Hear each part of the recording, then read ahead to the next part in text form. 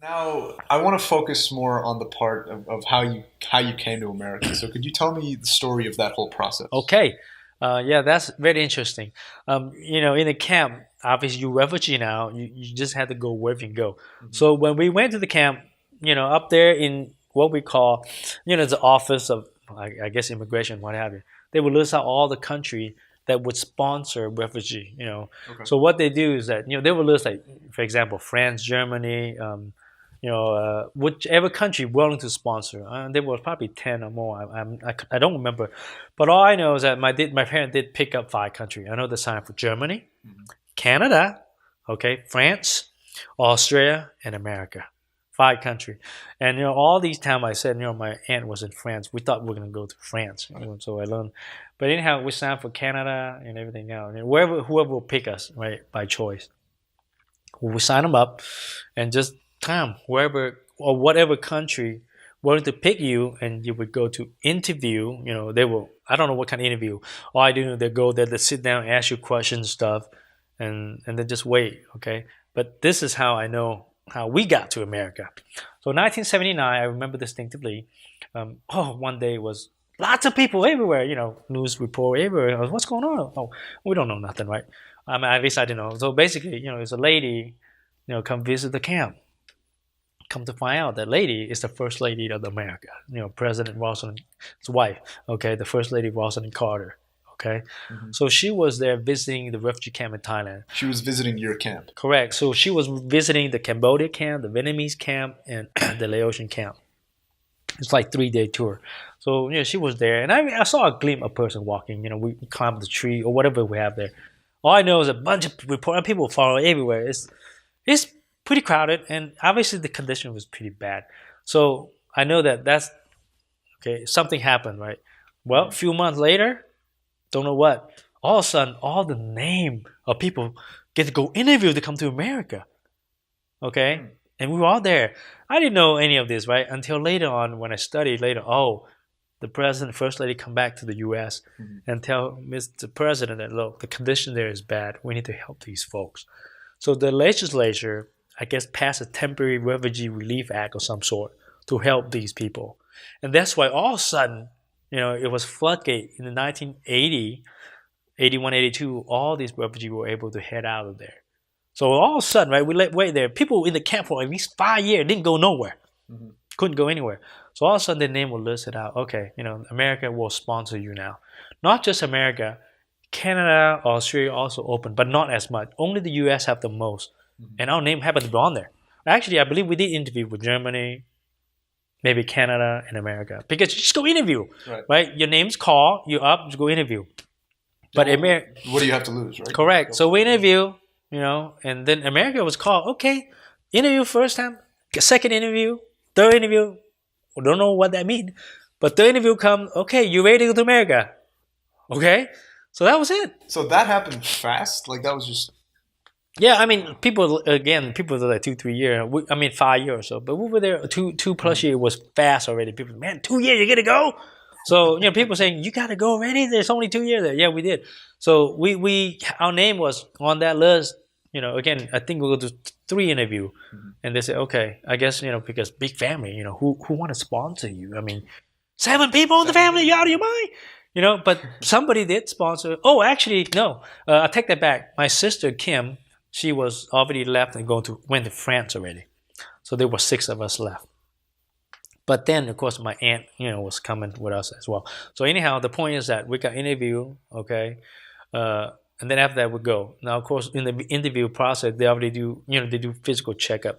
I don't know, they check through everything, and they give you a shot to prepare you to come, make sure you don't have the disease, I suppose. So we got to go through all this process, They're checking like your immunizations and Correct. things like that. Gotcha. Yeah, I mean they did most of it. Make sure you don't have any serious disease before we go. So everybody had to go through that. Okay. So I remember that was it. And then they announced it like a month ahead. Okay, you're supposed to be leaving this day or so. We know and we were prepared to go. Now, how do we know where we're gonna go? We don't know. All we know was back then. When they went to the interview, I think they say, "Where do you want to go?" We didn't know. Somebody said, "Well, Georgia is warm and hot." Is that the reason? That's the reason. So it's okay. Pick Georgia. Because it's hot. It's warm and hot. That's all I say. No, we don't want to live. People tell us that, because a lot of people went to Minnesota. Oh my, they said, cold as anything, and it's snow. Wow, right? These people are afraid to go. So they just know Georgia, hot weather. Okay, we go. So they just put Georgia. Okay, now when we got sponsored, and on the list or on the paper, it just says Savannah, Georgia. And we thought we'll go Savannah near the ocean, right? Everybody said can't read English. People tell us everywhere you go. So we thought we'll go Savannah, Georgia. Okay. So we said, okay, fine. So we just leave it as it is. So I remember we all packed that night. We packed. Now we didn't come immediately. So we U-born, the refugee camp. We had to go to Bangkok, and we stayed there another week or two. I don't remember. We had to stay there because then you had to wait for airplane. Okay. So we go from one camp to another camp for a couple of weeks or more, and then the day come, we had to get on an airplane and fly to the U.S. Okay, so I know we at least a month in advance, we stopped packing stuff. Okay, before we actually, we took the bus from Ubon, Thailand, go to Bangkok, stay in another small camp, very small camp there. It wasn't an individual. It was just big, just like a football stadium. We cover or soccer stadium, whatever. It's a stadium of some sort. Everybody just lay on the floor. And they rope tie around it, partition it for each family to stay. That's it. Okay? And you stay on the floor until your name will call. It doesn't matter. But I think we stayed there a week before we actually head out. Okay? So that's the beginning process. Okay? Now, also, one of the funny things that they said, what can you pack, obviously? Mm-hmm. So, knowing Asian family, what do we pack? Pots and pans. And they said each person can have 2 bags. Right?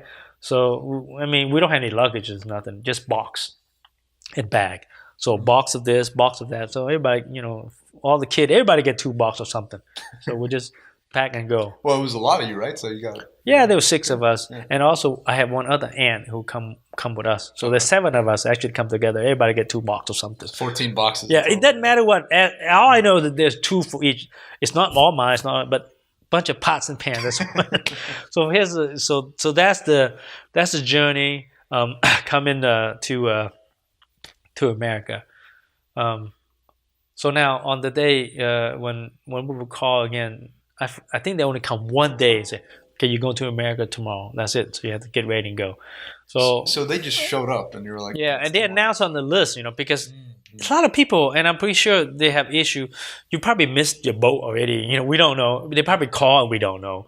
It's just that that when your name's up, better get going.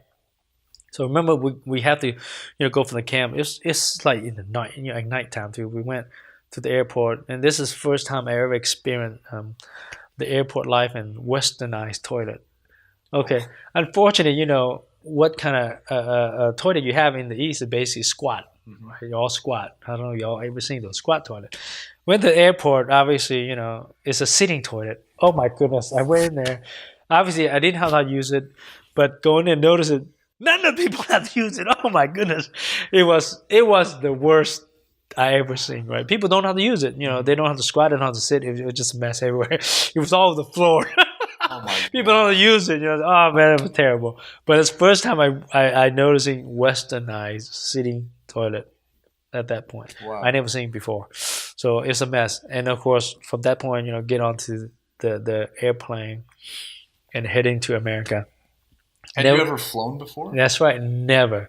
Okay, they got us in this big old gigantic bird, right, called 747. Didn't know it even called 7. So many people. The people walking in. I said, wow, how many people walking in, people walking in and walking in. We were in there. I mean, they're packed. I mean, completely packed the airplane, obviously, for the refugee camp. How many people do you think in that plane? Whatever, how many people they can shove in there. I mean, I'm not kidding. It was packed. And also, baby, I know my brother, he was in my mother's lap. Mm-hmm. There were babies everywhere. Okay, and how do I know that? Because they were crying all the way from Bangkok, Thailand to America. They were crying all the way. Okay, and funny thing, they were still I guess stewardess or they were on there trying to serve food and help us. We were serving food. They were food in the airplane and drinking stuff, and they were trying to take care to help the baby stop crying. They were, I guess, make funny toys and. So they were very nice. I was actually shockingly impressed, And these are, blonde-haired people, right? And Frankly, Yeah. I saw them in movie, but never saw in real life. Never in real life. Yeah, so we see Westerner in real life and all coming in here and just going to the airplane. We were all tired, the 15th time. And by the way, when we board the airplane, Thailand was hot. I think we all wear short sleeve pants, just regular clothes, nothing expected. And this is January. In the U.S., so you're flying to the U.S. wearing like shorts, regular and clothes. t-shirts. Yeah. January. I believe we landed January 28th. Where did you land in America? In California, and I believe is Oakland Airport. Okay. Yeah. Okay, I do not believe San Jose, but somewhere in Oakland. Now, again, it's refugee camp. It's not. They probably didn't bring us to the commercial because we had to handle these people differently with the paperwork. So they bring us to this airport. I think is Oakland. Landed there. We had to walk down. They got these stairs. We walked down, and obviously January 20. Oh my goodness, so cold. All I remember is like a pin sticking you. It was so cold walking out the door because it was cold. We never experienced. I had to go back to look January 28. What's the temperature? But it's cold. So walking down. So they didn't land you at the terminal. You had to get off the plane. Correct. Yeah, you had to walk out the plane. With a metal stair, and then walk down and walk about another 100 feet, 100 yards somewhere. Go into the terminal, and we walk in. There were people handing us jacket fast as they can. Okay, we don't know what side. They just look at you and you can take one. So people just walk in. Everybody was chilling and freezing. So we walk in. So that's how we landed in America.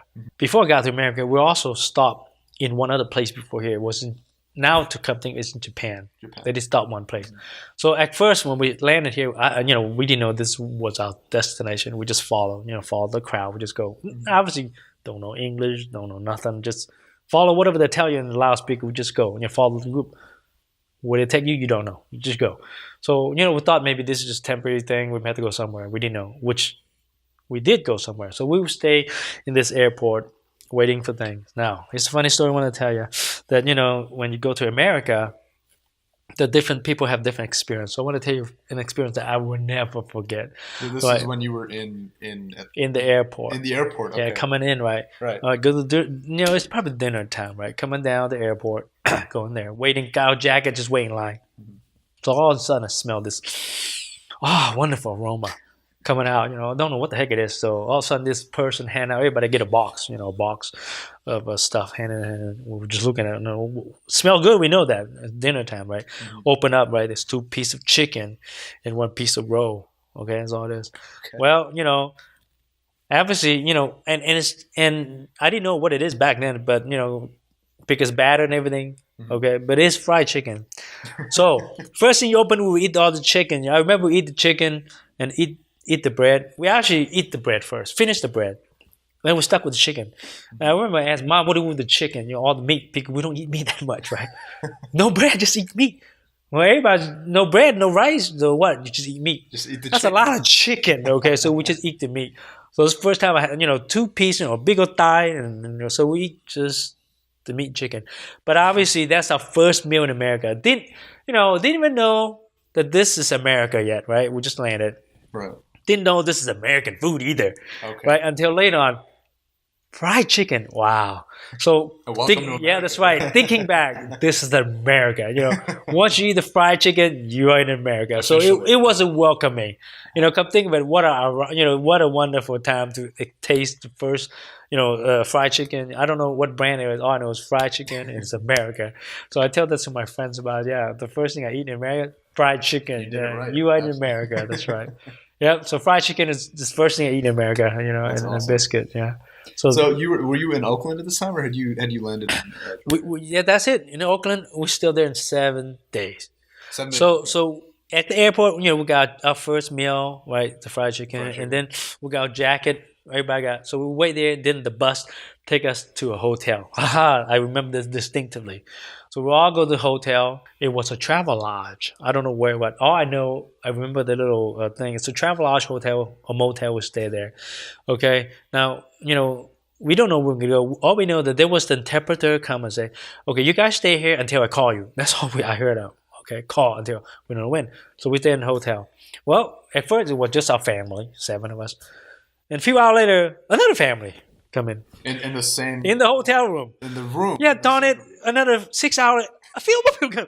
It's like that hotel room, like 30 of us in the hotel room. I don't know how we sleep. 2 bed thing. 30 people, two beds, a bunch like. Yeah, I mean, because all these Oh my people were God. waiting to go on somewhere, to be thing. But Mm-hmm. something, I guess, I'm pretty sure they're rotating. But darn it, we were there first. I thought it was, but then there were people. So I do know that at the end of seven, we were there for 7 day. 7 day. They at one point they were like about 30 people in that room. That one day. Even though that day maybe some have left and moved other place, they were just on this space. Okay. Wow. Now I remember again the refugee services help us out. They got food every morning. We have eggs, boiled egg, and biscuit and stuff. So we have food to eat. I remember all we eat, but all I remember every morning I have boiled egg. Man, it was wonderful. Salt and black pepper. I love that.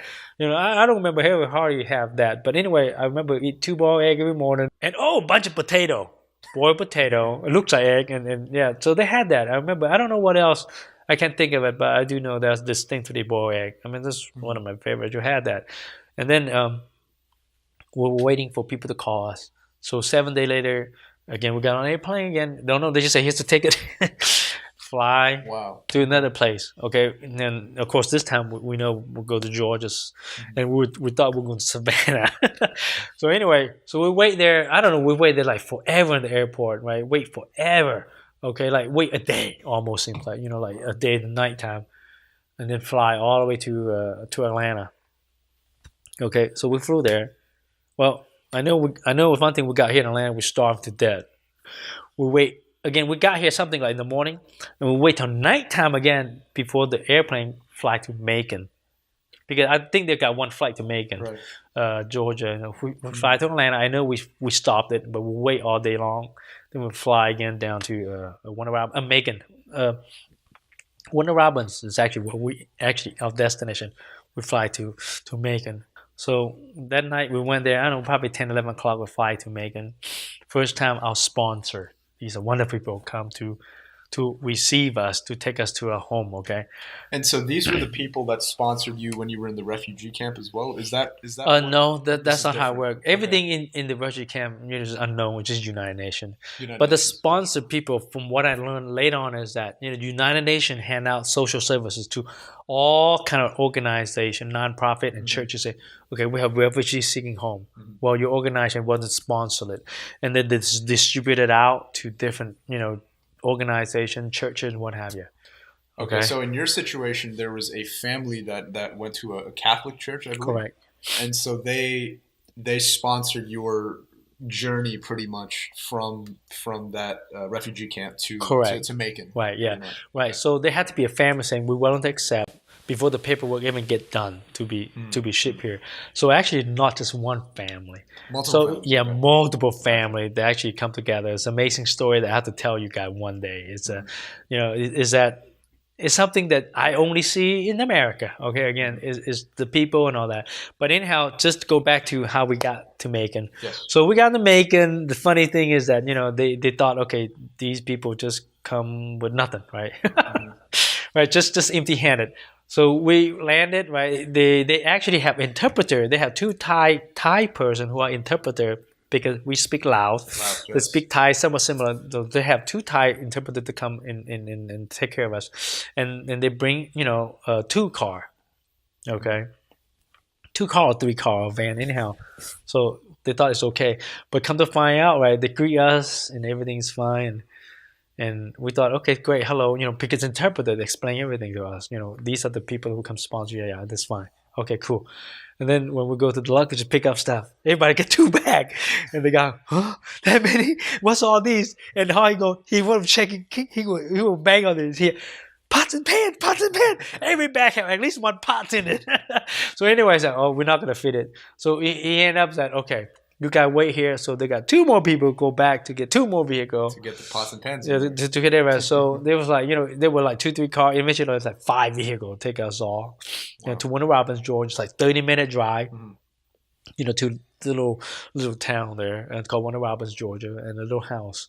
Okay, so landing. So anyway, get a little bit more details that coming. No speaking English, come into the house. When we got to this house, 2-bedroom home, I'll explain in a minute. But the amazing thing happened, I never happened in my life, is that these people standing at the door, at least 5 or 6, I can't remember, they'll come out and hug us. Mm-hmm. At first, we were uneasy, kind of scared. You know, they were hugging. What happened here? They were hug. Never in Asian, you know, at least in my culture, that we you know, hugging or touching, you know, is just uncommon. Mm-hmm. So everybody give us a hug. It was, you know, it was an unusual thing. Strange, yeah. Yeah, strange. And then they gave us a hug and welcome us to hell. Mm-hmm. February 4th, cold as anything. Right, first night here.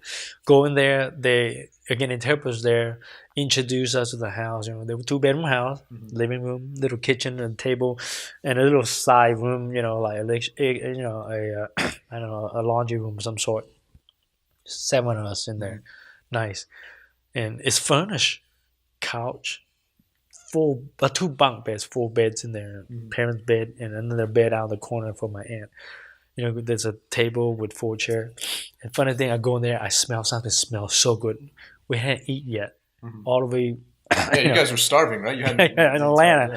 You know, hadn't eaten nothing yet. Go in there, chat, and they bring us in there. Amazingly. They cook rice soup, congee. How did they know? Somebody probably told them. So they took congee and chicken broth, whatever, and they have it ready, and they have it in, you know, in a bowl for us on the table for us. So it's amazing. I guess the Thai folk, whoever knew it, and cooked it for us. So we had a first meal in Georgia, rice, congee, amazing. Wow. So, you know, we all sit down and have our bowls. It's funny, is that, you know, it just it's just so wonderful. You know, here you are starving, yet you come, rice congee sitting you're hot and warm for these. Okay, it's amazing. And the house, like I said, you know, we don't know, right? We're just walking there, but it's furnished. You know, the bed there, and they ought to show us drawer. You know, there were 2 dressers there for one, the 2 boys and girl. Were the drawers Clothes. empty? No, for clothes. The drawers are full of clothes. Yeah, for the kids. Oh, wow. It's amazing, right? So everything is full. You know, dishes. I mean, the house is pretty much furnished because they were expecting we didn't have anything, and the little they know, everybody brings some clothes. Right, shorts and whatever, pots and pans. We got pots and pans. We got more pots and pans than clothes. That's all I can tell you. Okay, so we have all those, and it was funny things that we go there. Wow, it was. I mean, I know my parents going, wow, you know, everything they show us. They give us a tour of the house. You know, what's. The one thing amazing is that, you know, again, obviously when we in San Francisco, you know, they were, you know, hot water and stuff, right? Yes. But anyway, coming to the house, you know, they were asking how everything like, and I remember we distinctively, you know, when they went to the bathroom and they teach my mama, this is hot, this is cold, and translator, you know, and then they ask, you know, how do you like this house? What do you like about so far? So hot water. Hot water. You turn on it there, okay? So something that distinctively different. You know, we don't have hot water in Asia. Right, just cold. You don't have to boil it. Right. To sit out and this one you turn on hot water. So this is one thing she's in. Definitely, she's in hot water. She said she liked. So it's wonderful, you know. So we all sleep, and here's another amazing thing. Next morning, never in our life, it was snowing. Next morning, the whole house outside is white. You know, I explained that. It's I get emotional. It's all right, man. It's a new life, new beginning. You know, it's white. Yeah. That was amazing. It's a clean slate. Yeah. It's a clean slate. So that was coming to America. You got fried chicken. You got snow. Welcoming you December 4th. Landed here. So that was it. That was coming to America.